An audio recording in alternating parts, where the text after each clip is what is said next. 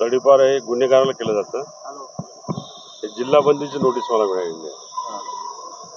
मी लोकप्रतिनिधी आहे, जनतेचा सेवक आहे, जनतेचे सेवा करणारा प्रतिनिधी आहे। नागरिकांना जो त्रास होतो त्या गुन्हेगाराला तडीपार केलं जातं, परंतु हे राजकीय हेतूने प्रेरित होऊन ही कारवाई केलेली आहे। तुम्हाला माहिती आहे, कालच या शहरामध्ये मुख्यमंत्री महोदय येऊन गेले आणि त्यांच्या सभेमध्ये कोणी कोणी काय काय स्टेटमेंट केलं त्याचंही द्योतक आहे।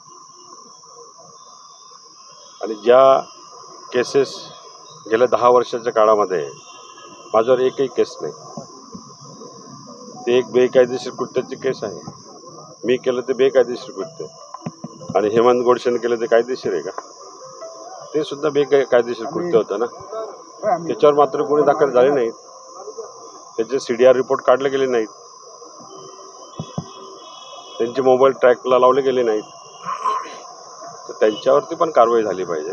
आणि असे राजकीय लोकप्रतिनिधी काम करत असताना अनेकांवरती नाशिक शहरामध्ये गुन्हे दाखल आहेत, त्यांच्यावरती अशी कारवाई होत नाही, फक्त आमच्यावरती कारवाई होते, सूड भावनेने कारवाई होते, याचा आम्ही निषेध करतो। एक कन्व्हेन्शन मला लागलेलं होतं 353च्या केसमध्ये। हेमंत गोडसेचंच पाप आहे ते। त्या निवडणुकीमध्ये 2014च्या निवडणुकीमध्ये SCP राजपूत आणि माझी त्यावेळेस थोडा इलेक्शन काळामध्ये वाद झाले होते आणि त्याच्यावरती अंबड पोलीस स्टेशनला त्यांनी 10 दिवसानंतर गुन्हे दाखल केले होते। लोकसभेचा म्हणजे प्रचाराचाच मुद्दा होता तो।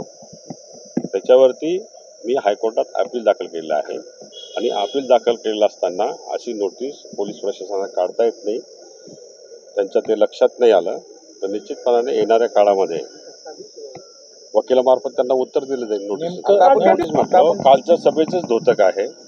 कालच्या सभेमध्ये त्यांनी जी मांडणी केली त्याचं इम्प्लिमेंट होताना दिसतंय ना तुम्हाला। काय म्हटलंय नोटीसीत, आपण काय उत्तर दिलं? नाही, उत्तर देण्याचा अजून वेळ मागितली मी आता त्यांना, एक 10 दिवसाची वेळ मागितली, ते आता किती दिवस देतात बघू, त्यानंतर ठरवू।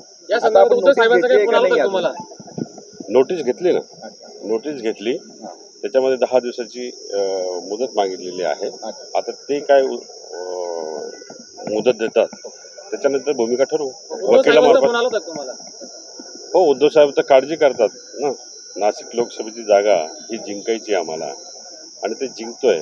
उद्धव साहेबांचा फोन आला होता की राजकीय सूड भावनेने, द्वेष भावनेने ही हद्दपारी केलेली आहे, नोटीस बजावलेली आहे जिल्हा बंदीची, जेणेकरून 20 तारखेचं इलेक्शन झाल्यानंतर यांनी नाशिक शहरामध्ये यावं, इलेक्शनच्या मुवमेंटमध्ये सक्रिय होऊ नये, अशा प्रकारची व्यवस्था त्यांनी करण्याचा प्रयत्न केला, पण तसं घडणार नाही। निश्चितपणाने यामध्ये राजाभाऊ वाजेंचा विजय होईल। उलट माझ्यावर कारवाई केल्यामुळे 1 लाखाचं मताधिक्य वाढेल, कारण माझे मतदार शून्य आहेत। ओके। तुम्ही पाहत आहात विस्टा न्यूज मराठी।